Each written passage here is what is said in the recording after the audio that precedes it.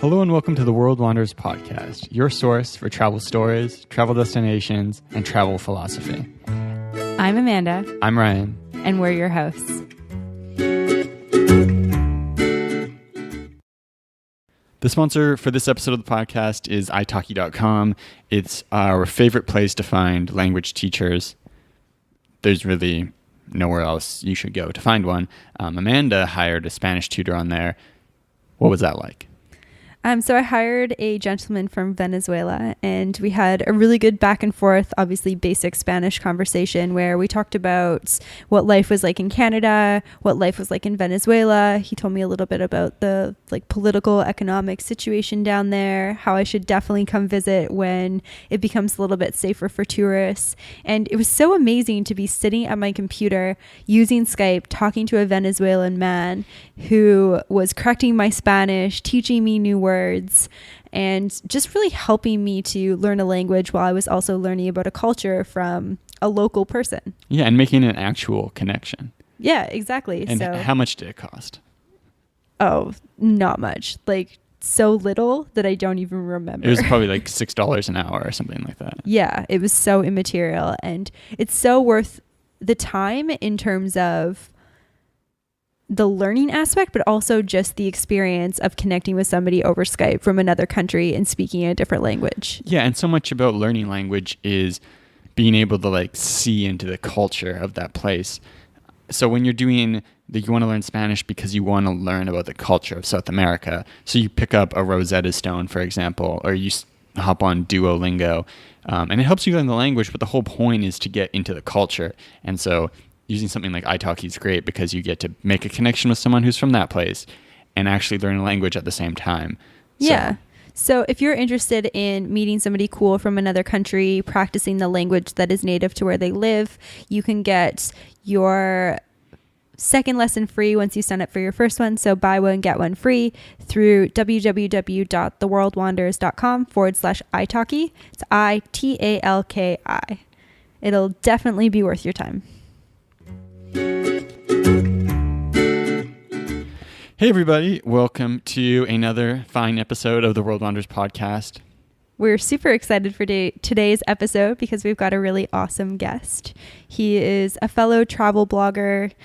He's somebody that we met at the Travel Blogger Exchange Conference in Minneapolis, and we've had the pleasure of following along on Snapchat ever since May. He's entertained us, he's made us laugh, and he's now become a friend. So it's super cool to have Brock Groombridge on the podcast today. Yeah, he is Backpacker Brock on Snapchat, or Backpack with Brock, other places on the internet. I think it's pretty fair to say one of the most entertaining travelers on the entire platform of Snapchat. Yeah, I would say so. I mean, I don't know. There's a lot of Snapchatters, so I don't want to offend, but I really, really enjoy Brock on Snapchat. Yeah, he just does a really good job of spreading happiness and positivity and excitement on Snapchat in a way that's kind of just infectious. And he really made us fall in love with Snapchat as a platform, and just being able to see the amount of fun that can be had with a channel on there made us kind of fall in love with Snapchat in the way that maybe we weren't in love with Instagram or Facebook. I don't know. I love Instagram quite a bit. But yeah, no, Brock has really, really made me appreciate Snapchat in a different way. And so Brock kind of started out in the travel world by video blogging an around the world trip that he took in 2010 when he visited, I think, 36 countries. Yeah. In 12 months. And since then, it's evolved over the course of, I guess, almost 7 years. And he's up to something like 80 countries. He's going for 100 by the time he's 30. And we dig into that in the episode, as well as a bunch of other stuff, kind of how to think about creating something when you go traveling and the value it can add for you. Dig into Snapchat, dig into the dynamics of setting a country goal and how that influences your travels, and the 100 country club. So there's a bunch of cool stuff. I think you guys are really going to enjoy the episode. So let's jump into it. All right, we've got Brock here with us today. Thanks so much for coming on the podcast today, Brock. It's super cool to have you here. Thank you for having me. I'm excited to chat. And you are joining us from Toronto, Ontario. Is that right? Yes, the 6th. I'm here for just a few weeks between between adventures. Yeah, the last time when we first started coordinating this, you were in London, so you've been all over the place. Yeah, and since then I've been in London, Stockholm, San Francisco, Seattle, Puerto Rico, and now here, and then back to London actually. So, well, that's just because they're all so close to each other, yeah, we just being off at the same time. Just the Atlantic. It's not a big ocean. No big. Yeah. Yeah. And so the backstory on Brock, from our perspective, is we actually had the pleasure of meeting only briefly at the Travel Blogging Exchange in Minneapolis, Minnesota, back in the past spring. And while we were there, Brock was wearing his Snap code on his shirt. And so we added him, started following him on Snapchat, and then just kind of got like obsessed with his daily life as he road tripped across the States. And we're like, oh, we need to get him on the podcast. Yeah, your Snapchat, though, it's just like you do an amazing job of kind of keeping up with what you're doing, but also like making it entertaining and kind of like managing to tell a story throughout your adventures. Oh, thanks. I appreciate that. It's well, you caught me at the days of the road trip, which was like me and Big Red, my smart car. Yeah. So it's weird. The thing with Snapchat, because people can't see what you did before generally, unless you've uploaded it to a blog or YouTube or whatnot, is that they enter at any given point of the story. Yeah. So, I met a whole bunch of people at the conference who then would start following, and literally 48 hours later, I'm singing to my car in a field, and that is their introduction to me and my Snapchat. I was just going to say that was my favorite Snapchat story that I've ever seen of yours. I think I watched it like 4 times. I was like, yes, I want to be friends with this guy. 1997 or 1998 had really good music in it, did it not? Oh, yeah. Yeah, surprising. It was some of the best music around. And so I had been driving, I think, for 8 hours or something. And I was like, I'm going crazy in my car. Yeah, people enter at crazy times, and then you build the story. But I think with Snapchat, I have a fun time trying to take sometimes what is just ordinary life. You're not out hiking mountains and doing all that kind of stuff all the time. So how do you find like the fun little unique things that happen in the day to day, but that can still be interesting and fun and kind of build a story out. So that's what I kind of try to do. Yeah. On good old Snap. Another one of my favorite ones of your Snapchat stories was watching Canada Day, just because we're Canadian as well. So it's like we know of all these Canadian things that you were doing. And to me, it's like I grew up with the Tim Hortons down the street from me. Like a double-double is not that exciting. Yet you made a double-double exciting. And I was like, damn. It's exciting. Of course. It's from Timmy's. So it's, the best coffee around, right? But I'm trying to even remember what I did on Canada Day. Wow. I actually was just offloading my phone the other day, and I had 10,000 snaps saved on my phone over the past year or so. So you start to, like, it blurs a bit. But each day is kind of, it's a new adventure. And you wake up, and it's a fresh start, and you're like, okay, what are we gonna explore and find? And I've actually found, at least even for myself, Snapchat has made me more curious because I'm looking for a story each and every day. So I feel like I'm discovering things around me that maybe I wouldn't have noticed or looked for in the past because, you're just going about your day. But now that I have to find a story, I have to find something that is interactive or funny or interesting. I'm so much more aware of what's going on around me. Yeah. It's kind of a neat thing that I found has happened for me. Yeah, it's kind of funny because so many people complain about like, oh, these damn kids, they're like stuck in their phones all day, like as if it's like ruining real life. But it does, like you said, like when you start thinking about sharing your life, it makes you think about your life in a different way. Kind of like as if when you start doing photography, you start thinking about like, you start seeing things differently because you're looking for like certain things or like how things are like featured and all this other stuff. So it does actually can actually improve like your perception day to day and your enjoyment of your life because you are sharing it. Yeah. Exactly. Well, I'm glad you followed along. That's really fun. So to rewind a little bit, Yeah. you've been creating travel content for, I think like just over like half a decade so far. Was it 2010 when you started? Almost. Yeah, I'm going on in a couple of months. It's going to be 7 years. Wow. So going back, I'm an old bird in this thing. My 10-year high school Because people reunion is can't. next year, so Okay. All right. You get it. I just, obviously, this is an audio podcast. I am not like 70. I am 28. And started this, I guess, quite young. But the backstory is that's what we're getting to, right? yeah. How did you first decide that you wanted to kind of go off and backpack for a year? Where did that idea come from? Was that kind of your first exposure to travel? Yeah, I kind of got into all of this because of the recession, oddly enough. I'm one of the very few people that the recession worked out very well for. I finished my degree. I studied at Ryerson in Toronto in radio and television. And I finished spring 2009, so heart of the recession. I have a television degree. There's no jobs in media for that matter. They were cutting jobs, actually. And so I was kind of handed two options. I could do what a lot of my friends were doing, do something completely unrelated that wasn't what I studied in school. But someone put the seed of backpacking in my head. More specifically, I had found a volunteer opportunity in Ghana. I'd never left North America.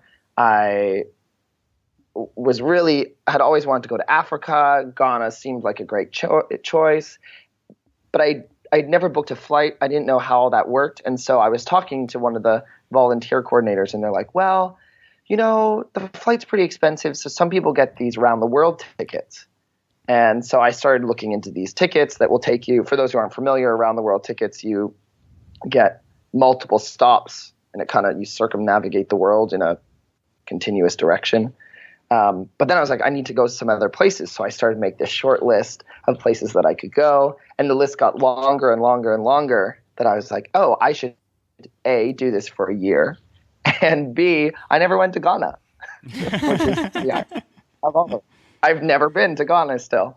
But so I set out on a 1-year round the world adventure and ended up doing 36 countries on 6 continents in my first year. Wow. And which I would not recommend because it's manic. I think I slept for 3 months when I got home. But to make that more intense is I didn't want to be like out of the game for a year. I wanted to create content and tell a story and come home with something so that when I was applying for jobs, I could be like, I didn't sit around doing nothing. So, or something to show for it, essentially. So I started looking into blogs, and there were so many written and photo blogs, but no one had actually video blogged their way around the world. And I now know why, because it was the hardest thing I ever did. But here I am like 7 years ago, trying to figure out how do I do a blog around the world solely in video. And you have to remember, like, YouTube was really clunky. Wi-Fi, Wi-Fi can still be super challenging no matter where you are in the world. Now, go back 7 years. So some other bloggers, Dave from Go Backpacking, and a couple others who had just wrapped up some trips or were still on them, I was picking their brain about, okay, how do I upload HD video abroad? And they all said I was crazy. But we worked it out. And I put out, I think, a little over 150 videos in that first year. So I would, so we got 36 countries, 6 continents. I'm, venturing around and filming all day. I would go back to my hostel at night, edit, upload the video through the night, and then do it all again the next day. Wow. But the crazy thing is, by the end of it, it was being followed in 90 countries around the world.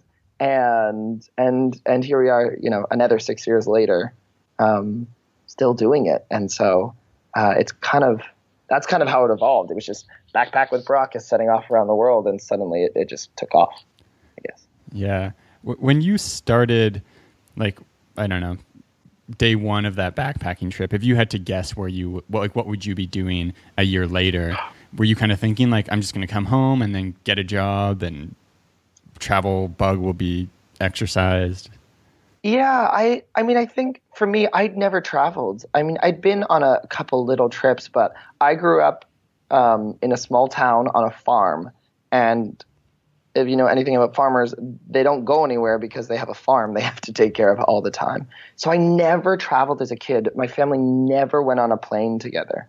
So the idea of traveling in the first place was kind of foreign to me in that it wasn't something I'd always done, and so I just wanted to keep doing it. I didn't really know what I was getting myself into. I actually got off the plane. My first stop was Auckland, New Zealand. I got off the plane, and I had only planned to that moment. I didn't know how, like, do I get a bus? I didn't, like, I knew I was couch surfing, and I arrived in the suburbs of Auckland at this house, and oh dear. This woman opened the door, and she's like, here I am, like, I've been traveling for 24 hours. I've got my, like, big backpack on, and she opens the door, and she's like, can I help you? I said, hi, it's me, Brock. And she's like, uh-huh. And I was like, oh, does Michael live here? And she's like, her son had never told her that I was flying from Canada to sleep on her couch. Oh my God. So that was kind of like my introduction to it. And so, I mean, like, looking a year forward, I didn't think I would continue doing this. I mean, I was just kind of getting into this for fun and because it was interesting.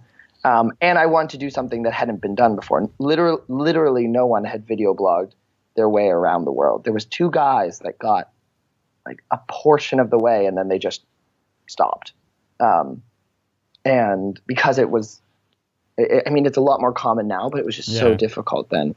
It was hurdle after hurdle. And then you hit China and I couldn't upload anything. And so I don't know if I don't know if I looked forward. I mean, I always was really interested at school in presenting and working in TV of some sort. But there wasn't really online storytelling or video gigs back. Like in fact, the name of my degree has changed to encompass online and media of that sort. So no, I don't know what I think. I just was making it up because everything, because of the recession and everything was just kind of thrown in a toss because there was no jobs. So you kind of had to make your own job. Yeah. And that's, I guess, what I did. But. What did you use to record with, like back in 2009, 2010? Yeah. I had a Panasonic Lumix I want to say it's like a DMC 180 or something like that. Just a little point and shoot. It shot HD video and had like stereo sound. So it had both a left and right channel audio. So I had just this little thing, a little tripod, and my MacBook, and I edited on iMovie. Okay. So it was really lean. Like, you know, you see now people, they got their drones and they've got their little, you know, all their different microphones and like tripods. No. I had a point and shoot and a MacBook. It was bare bones, but that was what it was. It was like, it was about the storytelling, right?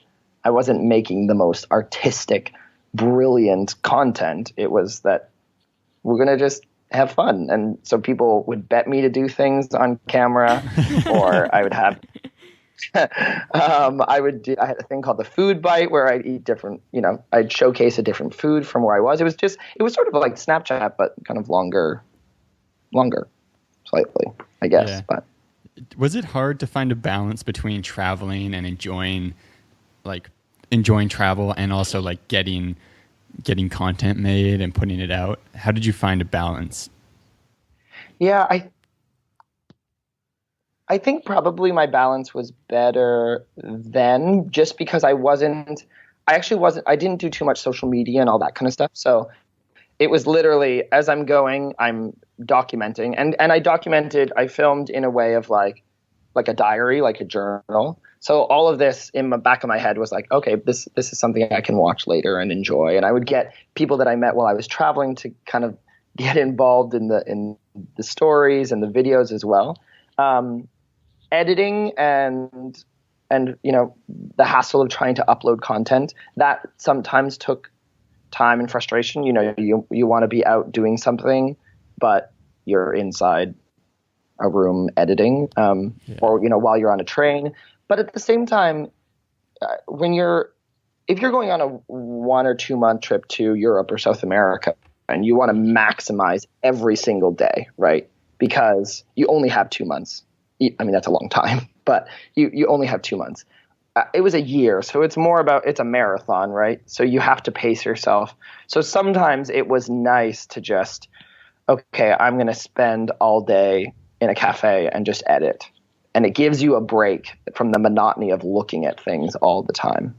So the balance at that point wasn't very hard because I wasn't worrying about, okay, networking and social media and all these other things that I realize now come with it. I have a big problem on my blog, on my site, because as much as I was doing something kind of ahead of the curve and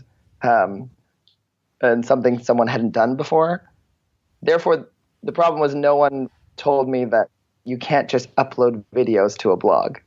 I don't have words on my site. I do now, but I don't have. From the beginning, I was just embedding a video on my blog.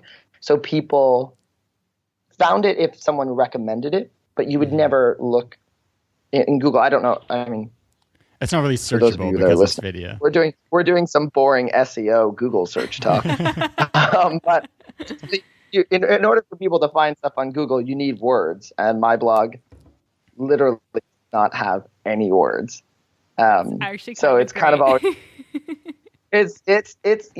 Great is one word. There's all this content that people. What that told me though is people were fine. It was being followed in 90 countries on the world, but it was being found very organically. People were obviously telling others about it, and it wasn't because they were just naturally searching it, if you know what I mean. Right. So it was word of mouth, and that's actually kind of cool.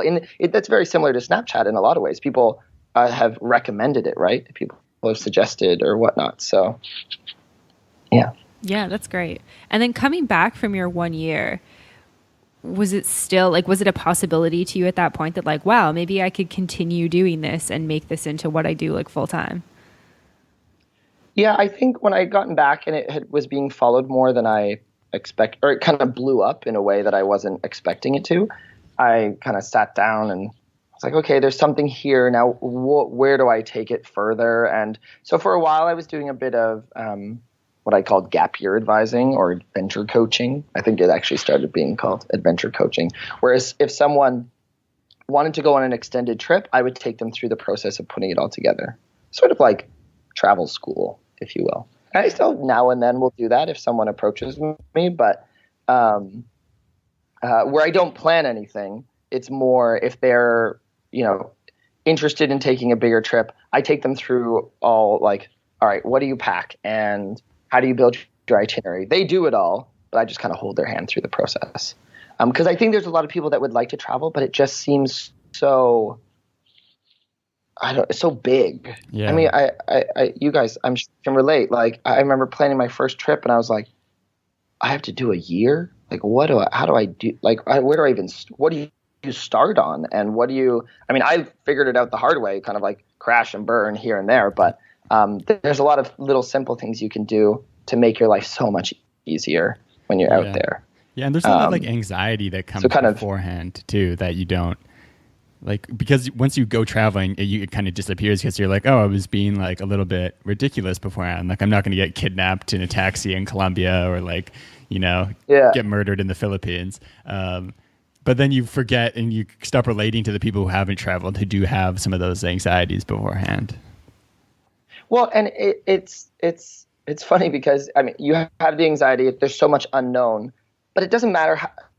Well, I can only speak for myself really, but you can travel and travel and travel, but you still have unknowns. So if I'm going to a new country, or more specifically like a new region that I haven't been to before, I'm so nervous because I don't know what to expect. I don't know what it will look like.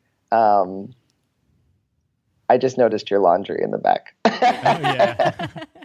Nice, yeah. Sorry. We have a pretty swell studio apartment. They're in a studio apartment and they're hanging their Kuala laundry. Lumpur, yeah. So We turned off the light because it's definitely like all underwear. this is no, I can tell. This is a reality of traveling. You turn your house into an office, into a laundromat, into everything. Totally. So it was too good not to share. So what was my point? This case of unknown, and how, you don't know. For me, the way I would describe it is like, you don't know the sounds, and you don't know the smells, and you don't know, what people look like, and how they talk, and the currency, and all of these. There's so many variables that you're not accustomed to or familiar with, and I still find that almost terrifying when I'm going to a place that I've never been before. And so when I'm talking with someone who hasn't traveled and they're nervous and, oh, I can't do this. Look, I've been to 80 countries at this point, and I still get nervous when I'm going to a new place. But it doesn't deter me because I know it will work out. It does. And you have to trust that the hardest part is booking your ticket. And the minute you're on the plane or train or bus and you arrive, you just figure it out as you go. And so that's something I've tried to do a little bit, both through my blog, and videos, but also through this kind of adventure coaching thing, is like help get people out there. Because once they're out there, they're like, oh, okay. I mean, you can attest, like you get there and you're like, oh, okay, I get it. This works. Yeah, we were just in Manila, so that's what I was thinking about as you were saying that. Like, before we left, Ryan's dad was like, oh, didn't 2 Canadians just get beheaded there? And we were like, oh, God, we're going to die. And then there was this part of me that was like, how many times have I heard with countries that I've been to, like, oh, didn't somebody get kidnapped there? Didn't somebody get stolen in a taxi? Didn't somebody get murdered there or die of sickness, et cetera, et cetera, et cetera? And it's like you get there and you realize that you're going to be fine as long as you're safe, of course, as long as you're safe in a dangerous place. But then you have to remind whoever's kind of filling you with fear that, down the street in your own city, someone was kidnapped, or, I mean, it happens everywhere, right? Yeah. Some places more than others. I can agree with that. Right. But I mean, it's everywhere. And we actually went to TBEX in Manila, and the final keynote speaker, she's the woman who wrote 1,000 Places to Visit Before You Die. And she was talking about how she went to Korea? Yeah. Yeah, okay. She was going to South Korea. She had a trip booked. She lives right in Manhattan. And her friends were like, oh, you're going to go to Korea? Like, Korea's pretty dangerous. We're like super concerned for her. And she's like, I've traveled all over the world. Like, I'm going to Korea. I'm going to be fine. And so she goes to Korea. She's in Korea having a great time. And she gets news from back home that there's been a bomb that's gone off in her neighborhood, like literally outside of the house, from her friends who were like, shouldn't you not go to Korea? Because, New York is so much safer. You're going to be way safer here. And she was like, this is my point exactly. Like, you never know that you're safe. She's like, I have more likely of a chance to walk out of my apartment building and get hit by a crazy taxi and die than I do to die somewhere in South Korea. Yeah. It's almost like this same fear we have of sharks. I mean, sharks kill almost nobody. But something I'm like kind of scared falling of off a ladder. Okay, to be honest, I'm absolutely as well. I don't like open. I grew up inland. I don't really do big ocean water, but because there could be sharks. That being said, they don't actually kill that many people each year. But I was watching something the other day, and it was like, I don't know, people falling off a ladder, or like just silly stuff that takes, like, your day-to-day life is dangerous, and if we can't walk around in a bubble. Yeah. And I'm very fortunate that in 7 years and 80 countries, many of those multiple times, I have never been robbed, hurt, had my life put in danger, anything like that. I mean, I one or two close calls just worth a pickpocket, but nothing that would ever shake my intention or interest or love for traveling and being in a different place. And that's in 7 years. Now, maybe I'm due. I don't know. But just we forget. Yeah, knock on wood. But we forget that there's 7 billion people on this planet. And the majority of most of those people's day-to-day is without this danger when traveling and whatnot. So I think that made sense. Yeah, it made sense. So you mentioned that you've been to 80 countries. Your goal is to go to 100 countries by the time you're 30. When did you shift from, when did you kind of realize like, oh, wow, I've been a lot of places, and then kind of like set that as a goal for yourself? Yeah, I'm a bit of a like goal-oriented person. Even if I go out, let's say I'm out exploring for the day, I can wander. I mean, that's fine, but I think I do better with like a directive or like an endpoint. So for me, walking through a museum, I can get bored a lot easier than if I'm somewhere that it's like, okay, you have to get to this point, and this point within a certain amount of time or by the end of the day or something that just kind of drives the narrative of your own day. And so I'd done the first big trip. I'd hit 36. And then I did a really big Eastern Europe trip, which took me up, I think, to 50, or I think maybe I was at 60 by the end of it. And that's when it kind of shifted from like, oh, okay, I've done quite a lot. Like, what can be the adventure or the goal in just the amount that I've been traveling?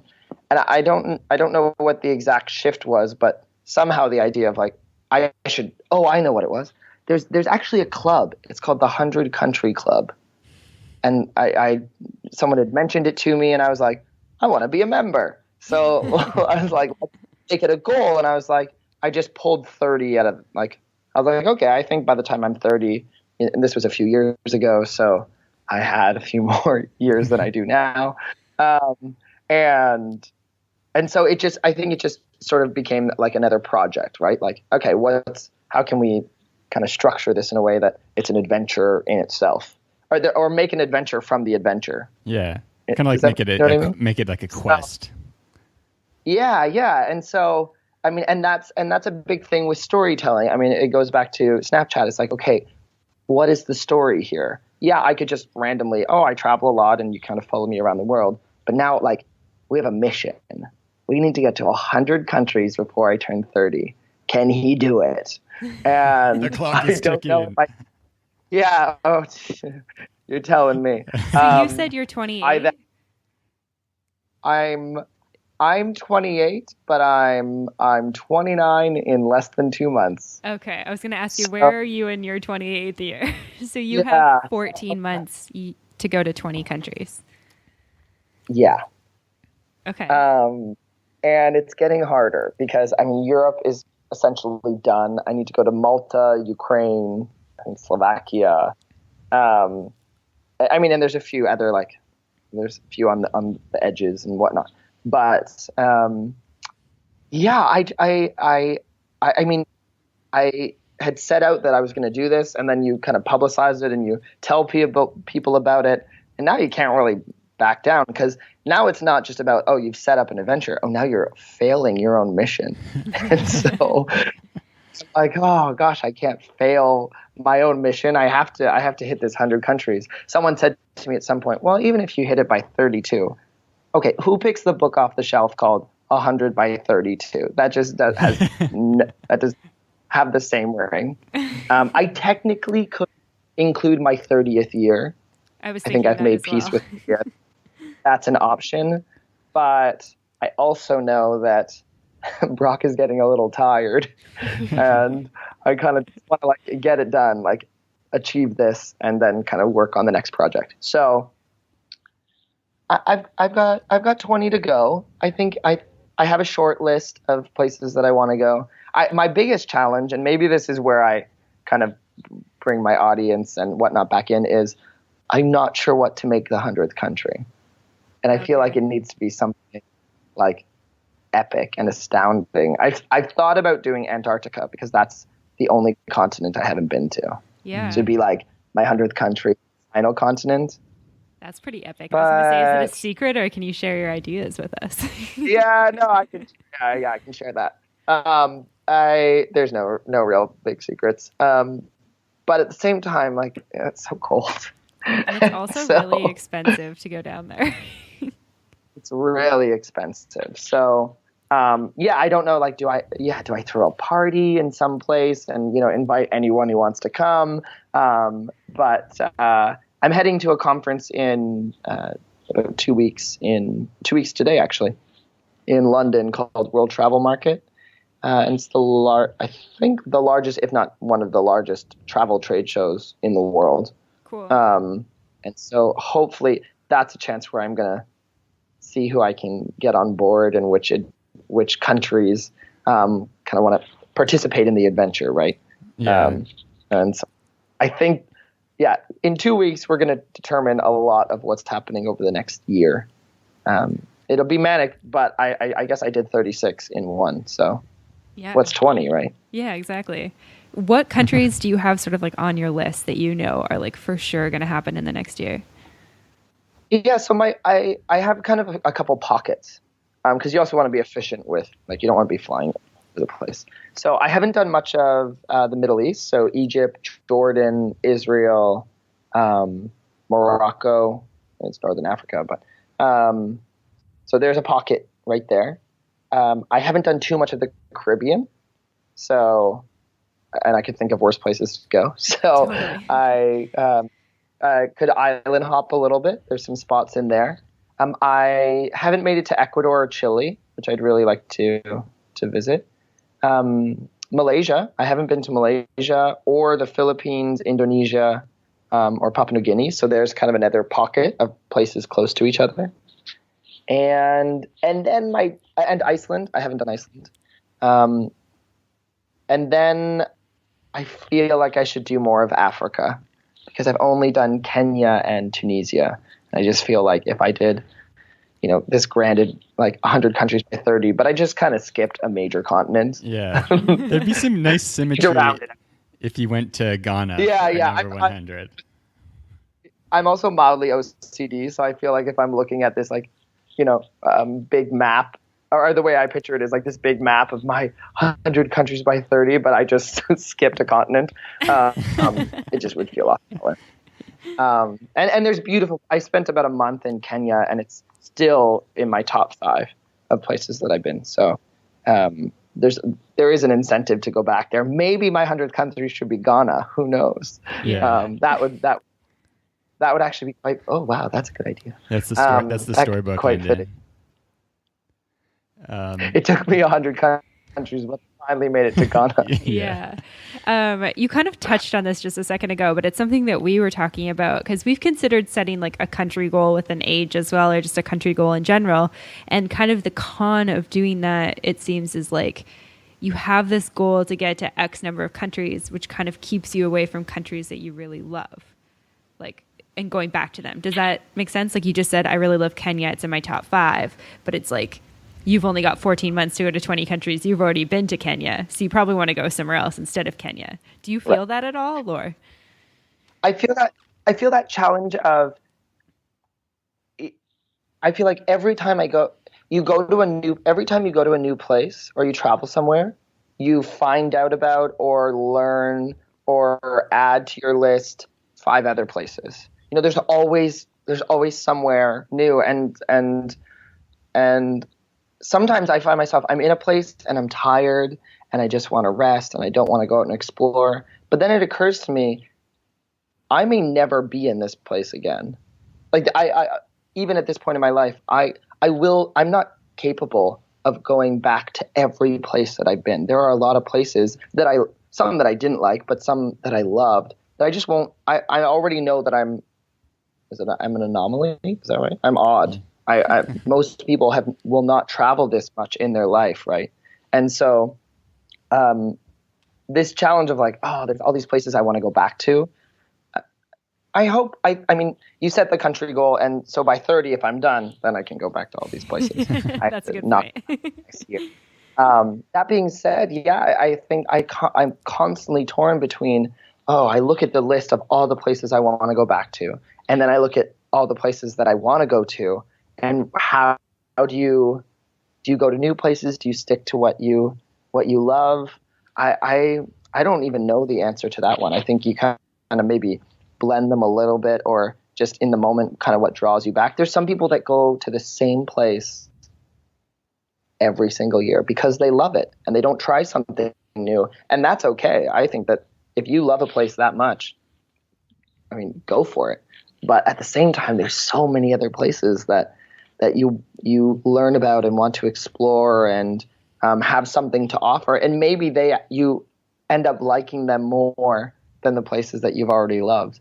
So I think you kind of you just got to make it up still as you go, right? Like if you're somewhere, like find a way to work it in. When I'm in Europe, I always try to stop in Amsterdam or London.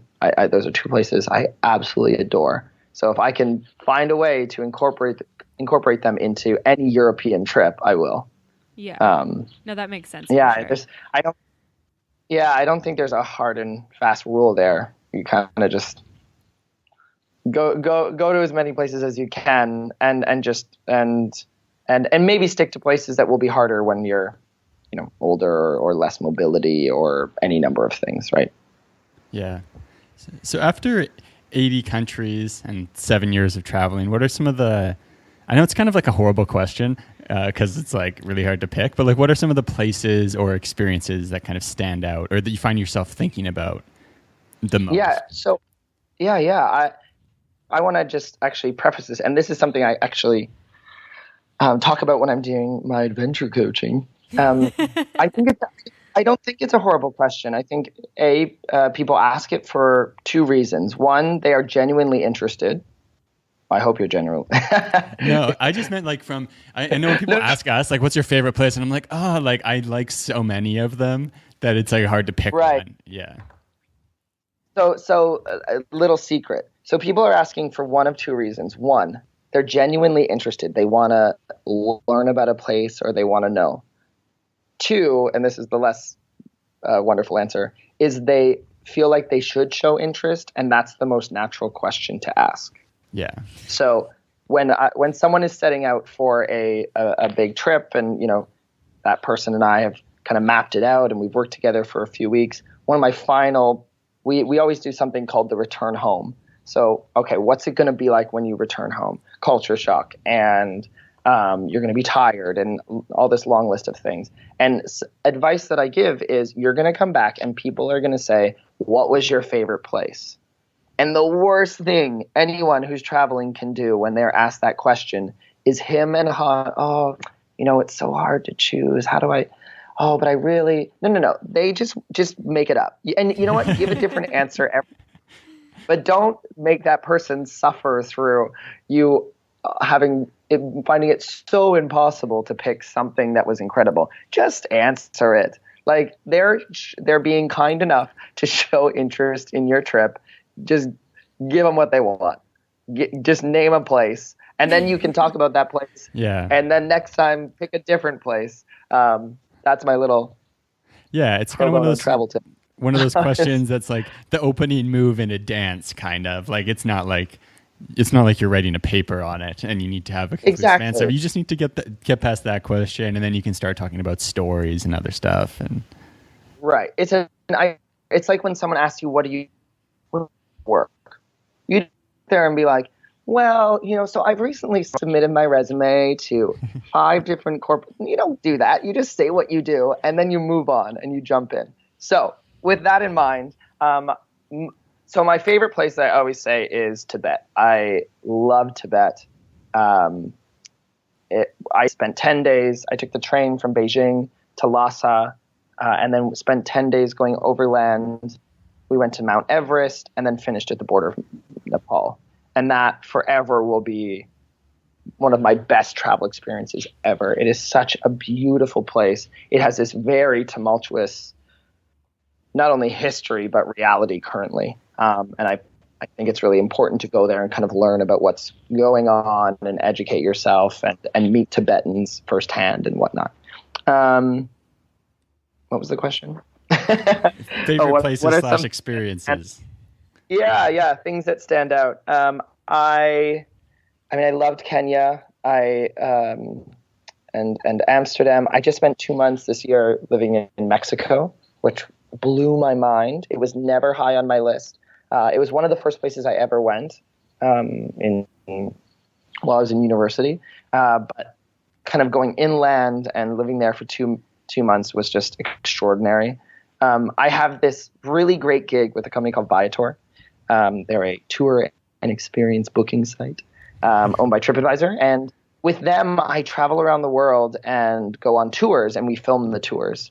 And that has afforded me so many, amazing opportunities and experiences that I maybe would never be able to afford otherwise. I don't know what I'm going to do when I retire, but helicopters over Hawaii and snorkeling with manta rays and climbing the Sydney Harbour Bridge and skiing in Dubai and all of these kind of insane experiences and adventures around the world.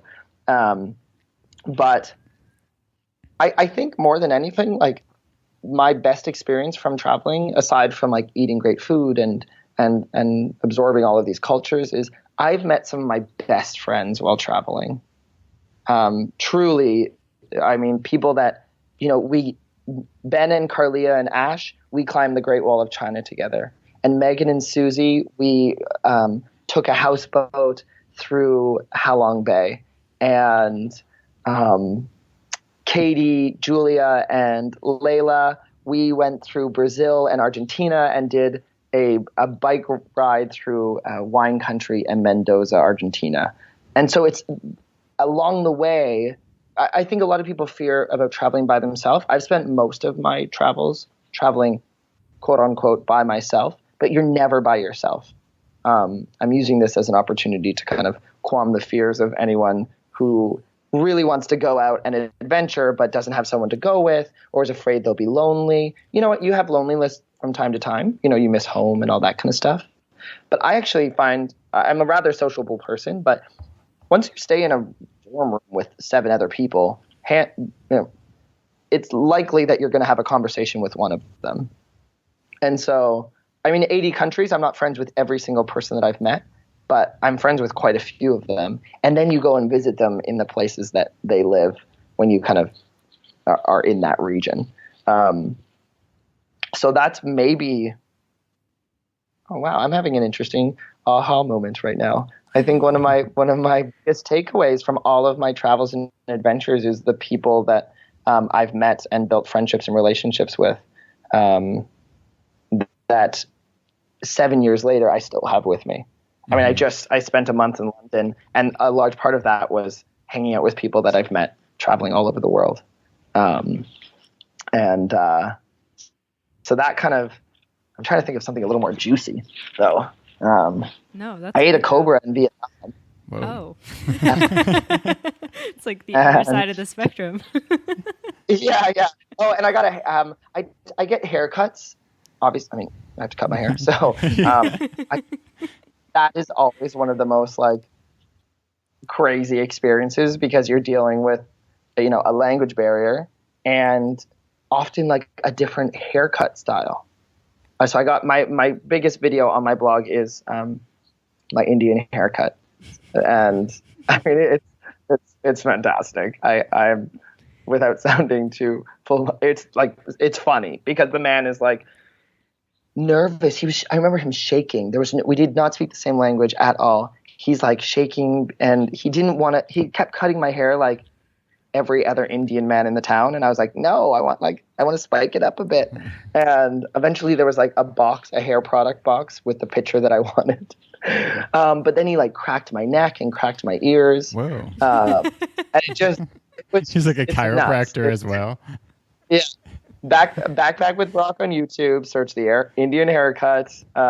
Yeah, we'll link it. Shameless We'll plug. link it in the show notes as well. Yeah, it's pretty fun stuff.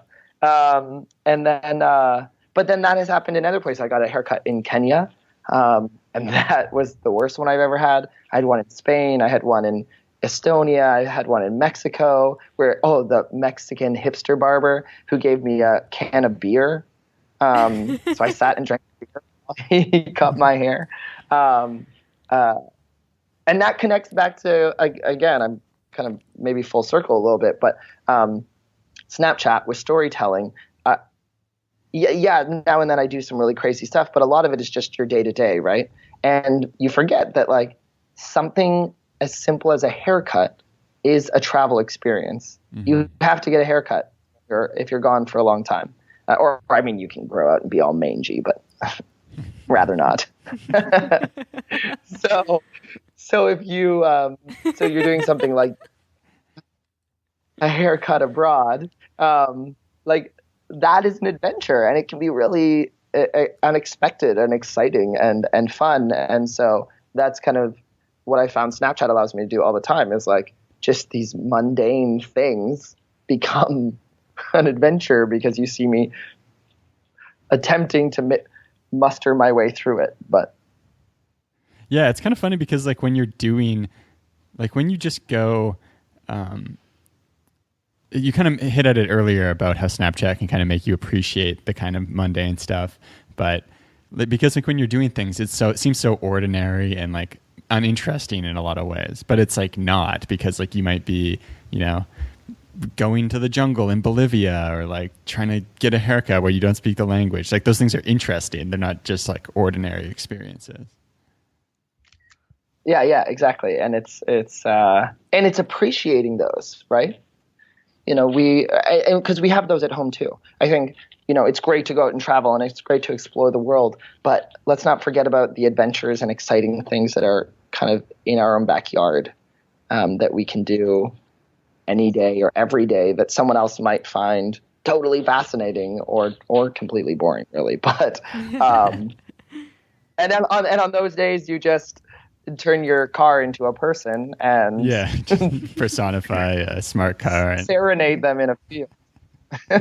Love the Good old Big Red. Yeah, I actually just picked her up.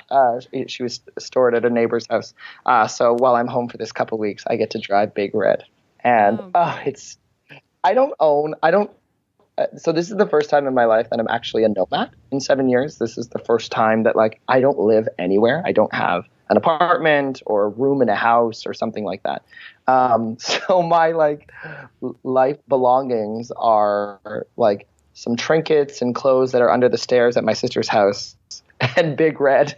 And that's all I to my name. But I love her so much. Anyways.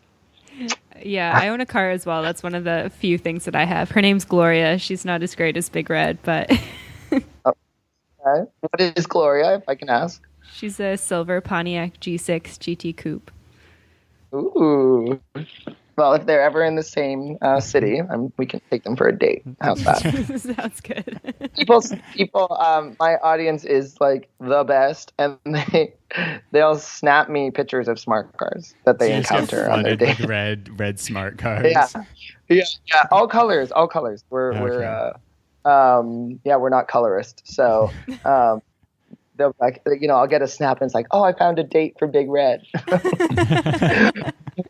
So yes, 7 years ago, did I think that I would be personifying a car in day-to-day storytelling? Absolutely not. Am I complaining about it? Absolutely not. It is so fun. That's awesome. Yeah. Do you still create video content for, like, outside of Snapchat? Do you still create video content for your blog? So I'm getting back into it. I would say that I was staying put for a couple years. I wasn't traveling too much, and I kind of got a bit stagnant, if that's the right word. I've again, this is a marathon, and something I learned a long time ago is when you're feeling burnt out. If anyone who's listening is venturing into blogging or whatnot, you hit points where like you're not enjoying it, or you're tired. And the best thing you can do is just take a break and to pause. Because if you're not enjoying it, people start to recognize that you're not enjoying it. And then it gets worse and worse and worse and worse. And so before it gets too bad, you just got to like take a step back, take a breath, kind of recalibrate. And so that happened for me a little bit. Had some other stuff kind of going on in life and took a bit of a break. And I keep coming back to Snapchat, but it kind of re-energized me and got me curious in creating content and artistic and all that kind of stuff again. And so now as I kind of gear up for this final 20 countries, I want to get back into creating more video content. I actually veered over to photo and text, kind of what I was trying to separate myself from in the beginning, because I needed to get words to say. And now I'm like, no, the beauty in what how I got into this in the first place. And, anyone who was around back then, it was like, oh my God, Backpacker Brock, the guy in HD video,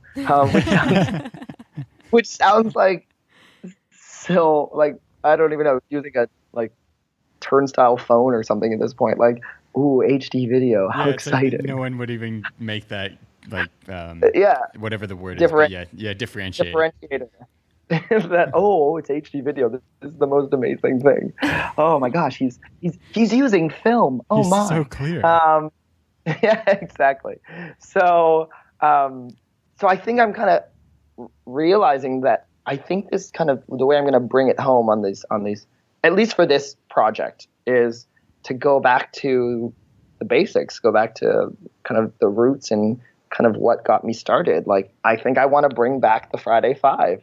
And I want to bring back the food bites. And I haven't had someone bet me to do something in a really long time. And so just to kind of re-energize that portion of my storytelling and video and what all of this has kind of taught me is that, I have a degree in television and filming and radio and all that kind of stuff. I can do it. I'm sort of a jack of all trades in that sense. I know how to edit and I know how to film. And I get lighting to a certain extent, but I'm not going to win an Academy Award anytime soon. I am not the best videographer, and I'm not the best. I really don't like editing, but the one thing I am good at is storytelling. And so for anyone that likes to storytell, and anyone who likes to kind of build that story, write it, or say something, you don't have to stress about all the other stuff. You can kind of like the video quality can be kind of good, and the audio is always really important. But what I'm trying to say is don't let the other areas where you're weak deter you from storytelling, because storytelling can form itself in so many ways, whether it's through photos or written or through an audio podcast like this, right? And I think that's what I need to do is go back to the storytelling, because I don't know, I'm not afraid to laugh at myself and kind of look like an idiot a bit, and spread happiness. And that's I would love to chat about this for a second when it comes to happiness. Before we hop off this, but going back just to the roots of storytelling, and I think there'll be some more video coming out. It's hard to Snapchat and film. Yeah, that's kind of where I was going with that question, because it's like you came off video, Snapchat came out, you got onto Snapchat, and I was like, where are we going next with this? I was very against Snapchat for the longest time because it shoots in, vertical portrait mode, up and down, as my mom might say, and or do you want the camera, the long way? So it's hard to repurpose that content. And if someone is jumping off a cliff into, that's a weird choice of action, cliff jumping, like. Or if the bus is going to go by once, do you get it on Snapchat or do you get it with your nicer camera? You have to pick sometimes. So, which one do you do? So I kind of have to figure out how I balance. That's going to be one of my biggest challenges. How do I balance? Because I've built an audience or a family within Snapchat, and I don't want to disappear. I mean, we have a great time. We have the best time. My Snapchat crew are the best. It is like, I may make snaps every day and have fun and sing to my car, but they give me so much energy too. I mean, it blows my mind, like sending me suggestions and feedback and commenting on snaps. And my grandma, for example, broke her wrist this past summer, and people sent get well soon snaps. That's so cute. And then I was able to play those for my grandma, and it blew her mind that she was. I still don't think she gets it. Like, she had get well soon snaps from Pakistan and Mexico and Malaysia and the United States and Kenya, and it just. I mean, this is a woman that she doesn't even get the internet, I don't think. Yeah. She doesn't, I think, realize what I do. Can't even conceptualize what I do, just because, I mean, she's never owned a computer. Right. But she is so good on Snapchat. Yeah, it's you keep going. No, you're good. You go. I was just going to say, like, it's amazing with a platform like that, because it is so easy to go like right back and forth with people. And it's like a lot more personal on Snapchat too. Like on YouTube, you get all sorts of like trolls and the hate and stuff like that. But Snapchat, like, you have to be sought out to find you. They're not going to like, find you and start hating you. And then like with something like podcasting, like there's people can like search us out and like send us something. But on Snapchat, it's as easy as like, moving over to the left and then like hitting the chat thing, and then boom, you're talking to that person. Right. It's 10,000 odd snaps over the course of a year and a half or whatever. I've never had one mean comment. I mean, that I've been at this 7 years. Trust me, that is crazy. Like, and I've never had so much engagement and people participating, and people like are able to travel around the world with you. I mean, in the same way that they can through Instagram and photos, but it just feels, because it's right now, right? It's live to a certain extent. It's within the 24 hours. I don't hack apps and stuff to upload old content. If you're seeing something, it was made in the last 24 hours. I mean, maybe once or twice. If it was relevant, I'll upload an old snap, and then you get that white box around it. But no, it is now. I love that it's right now. People are live with me, and they can participate, and they can choose my adventure for me. I'll say like, okay, I need to book this flight, or okay, we're here today. Which of these foods should I try? And they interact and they participate. It's so instantaneous, exactly, and I think that's why people love it. But what I was gonna quickly say is, I just want to reference my grandma one more time and give her a shout out, because she's amazing. If you don't come check out Backpack with Brock for my adventures or whatever, please just come watch my grandma. She's a month away from turning 91. She has lived 1,000 lives in her life. She works so hard and doesn't quite get the internet, doesn't quite get even. I remember her looking at my iPhone one day and being like, "What is that?" Or what does it do? And I tried to share all the things that are within inside this, glass metal box thing. And then I got, trained her on Snapchat. I'm like, okay, we have 10 seconds. And then, I would show her people messaging back. So now, I've been away for 2 months. I come back, I walk in, she's ready. She knows we're going to snap, right? And so she knows it's 10 seconds. And so she spits it out. She says it quickly. The other day, it's hard because we're audio, so I have to tell through sound. But my sister was going to they were at dinner and they wanted to just send me a picture. She said, "Oh, let's send Brock a picture of us." And so she put the camera up, and my grandma said, "1 second." And she posed. like as if she's doing like an Instagram photo or something. And I'm like, what have I done to my grandma? Oh yeah, can we talk about happiness? Yeah, absolutely. Okay, is that all right? Do we have time to do that? Yeah, of yeah. course. tons of Okay, time. great. This is I think my biggest takeaway and what I want to just share when it comes to my grandma or Big Red or Snapchat, kind of how that extends further. Something that I've learned in the last year is that we need more happiness in the world and positivity. I mean, I think it's generally a given, but I've been reminded of it so much by people messaging to say like, oh my gosh, you're always so happy, or I'm going through a tough time, and I know that at the end of the day I can come home and you're a constant. Like I can watch you and I'm going to laugh, or I'm going to smile, or I'm singing to my car in a field. Like you have to be a really 90s really music. to 90s music. You have to be a really, I don't know, savage person to not at least smile a little bit.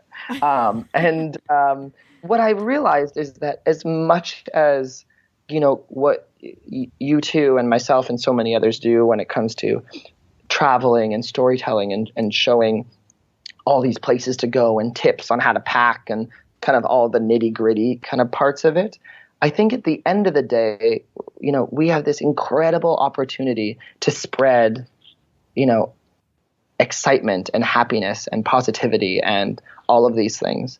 I was listening through a bunch of your podcasts before we hopped on, and I can't help but be excited and get energized by, a place that you're talking about, or a story that you're sharing and whatnot. And that extends through all of these platforms. But I think when it comes to audio, sound, right, and video, we have an ability to connect just a little bit more with someone, right? We hear their voice, hear the inflections in their sound. On video, we see facial expressions, and we see a smile, or we see a frown, or we see frustration. And so I think going forward, I'm trying to do these 20 more countries and hit 100, but oddly enough, it's not about teaching people how to be the best travelers. I think the opportunity here is just to spread joy and happiness and bring positivity and smiles and show just how simple life can be, but how fun it can be. And I think, especially right now, it just feels like our world needs so much more of that. So my mission, I think, really in life is just to spread happiness. And if that comes at the cost of me making a fool of myself, great, I'll do it. I'm kind of, I don't know where I want to go with that, but it's simply that. If you've checked out Brock's Snapchat, or if you're about to after the episode, you're definitely succeeding at spreading happiness. That's for sure. Oh, good. I'm glad. See, you're both smiling right now. They're smiling, everyone. I was Which is actually good. just thinking about, as you were talking about Snapchat again, I was thinking about another one of the ones that I really liked, which was when you went to the Beyonce concert. And it was the whole day where you gave hints about what you were doing. I watched them all at once and I didn't get it. And then you got to Beyonce and you're like, go back and rewatch. So I went back and rewatched, and I was like, oh my God, this is the best thing ever. I was like, what? I was laughing, smiling, impressed by what you did, completely shocked, stoked that you were at Beyonce. Essentially, so everyone, again, a kid of the 90s, just to give some more context, is that I went to see Beyonce in New York, right? And rather than just be like, hey, everyone, I'm here, Beyonce, I was like, I'm going to give you hints throughout the day.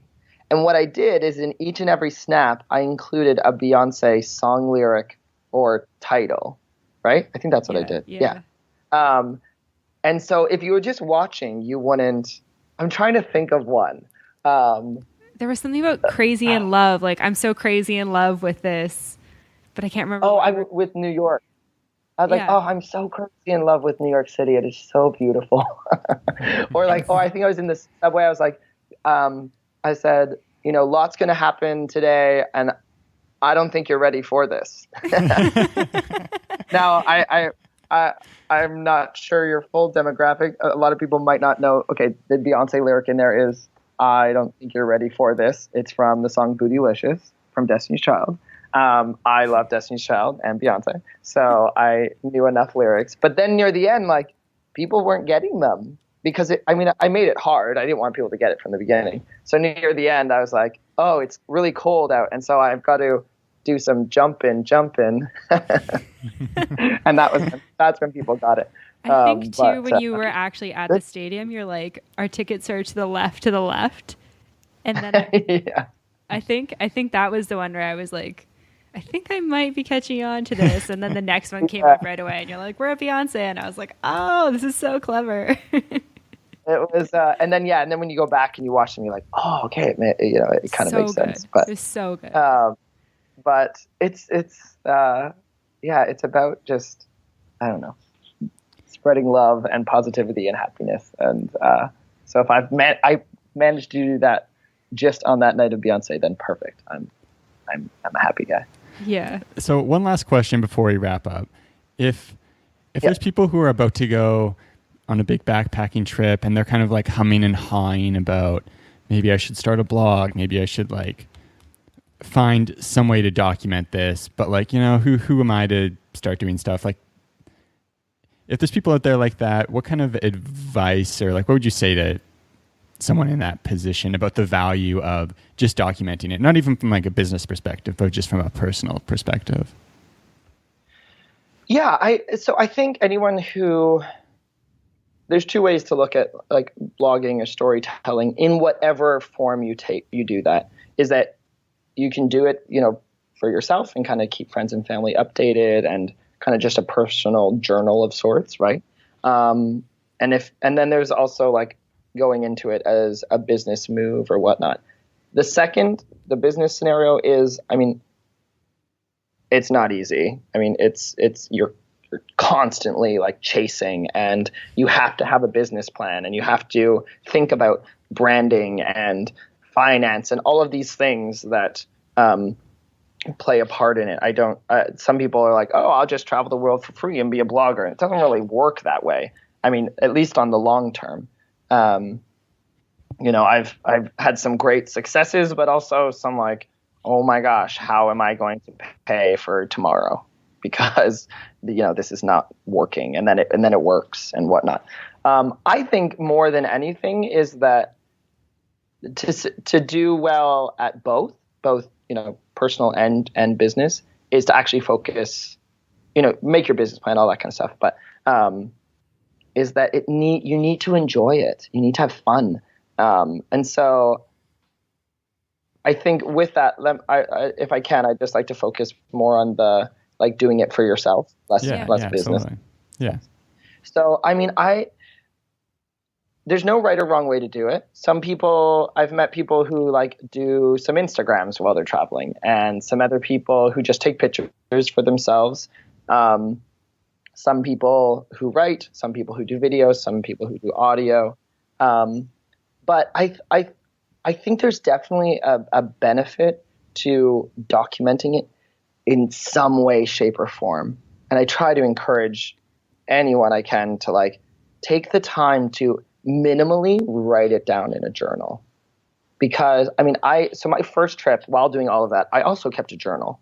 And I have these like 3 beautiful books from that first year around the world. And I kind of fell off the train after that. I didn't keep journaling, and I really regret it.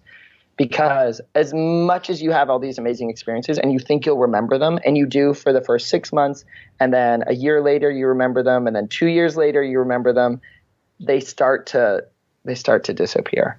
Mm-hmm. And so I'll open my journals and I'm like, oh my goodness, I completely forgot that happened. This crazy driver we had to get us to the Great Wall, or, any number of scenarios that I'm so grateful to this day that minimally I wrote it down. And for some people, taking a picture will trigger that memory or whatnot. So with that said, you don't have to worry about building like a whole website and and all that stuff. If that's something you are genuinely interested in and you've thought about it before, by all means, like, do it. But don't try to, I don't know, mirror or create what someone else has done. You find your own way of storytelling. I mean, no one was video blogging. So when I started, I mean, what did I have to go by? I had these two guys. I want to say they were like two guys around the world or something. It was these two friends that were traveling.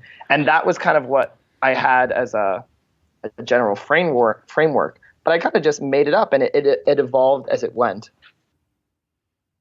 Am I making sense with this? Yeah. I feel like I'm losing my directive a little bit, but it's just more, I guess, to your question is that there's no wrong way. I don't know. I've heard, I was at a conference a few years ago, and Dave and Deb of the Planet D were saying how, they're old because they've been around doing this a long time, like and myself included. And the thing is, like, you hear so much about this is the right way to do things. This is no. Your story is your story. So however you want to share that or tell it or create it, just go for it. If all you do is record a voice memo to yourself and post that on Facebook once a month, great. I want to hear it. I'm interested in that. People, I don't know. There's no rules. You create content and stuff that works well for you.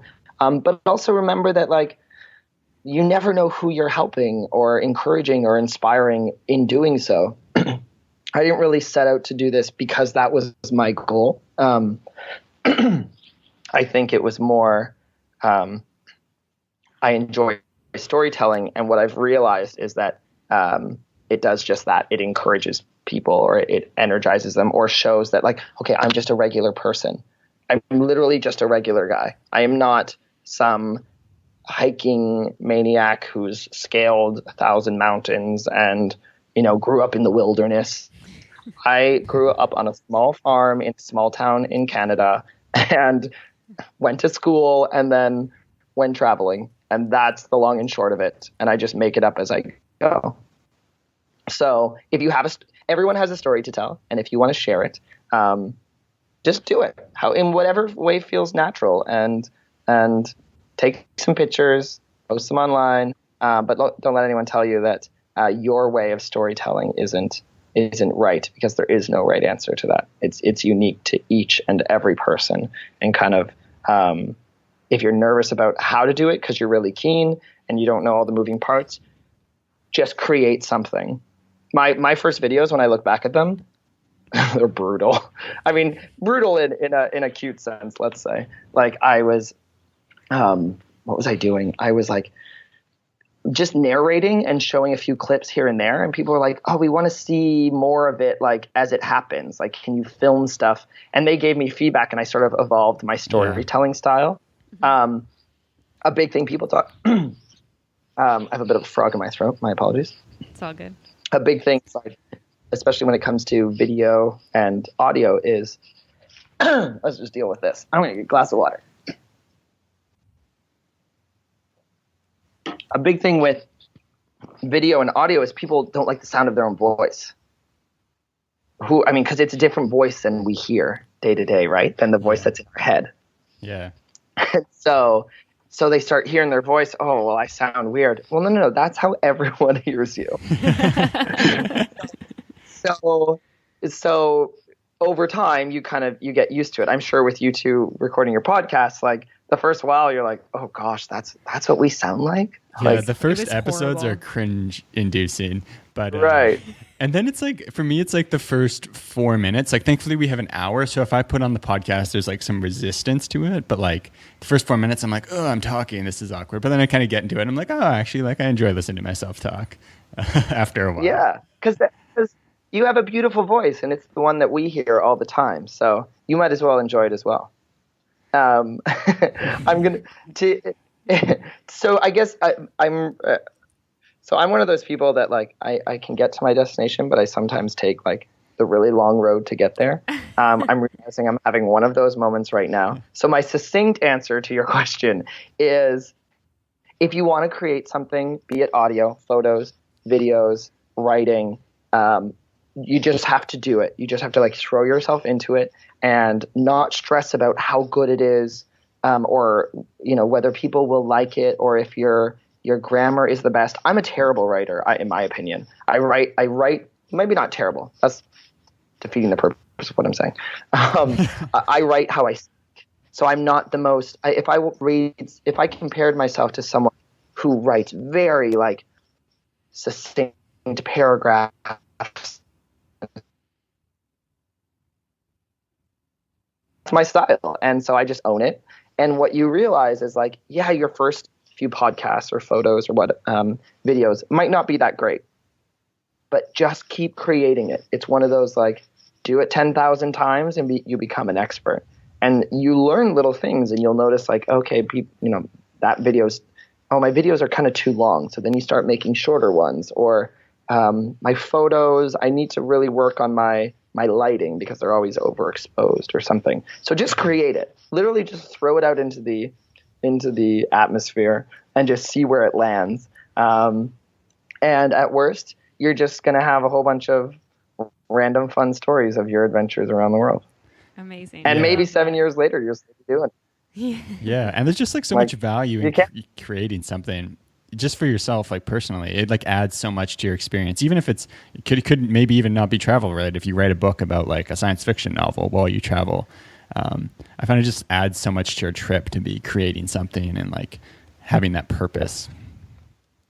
Well, and I think it makes you present in it to a certain extent. Some would argue that,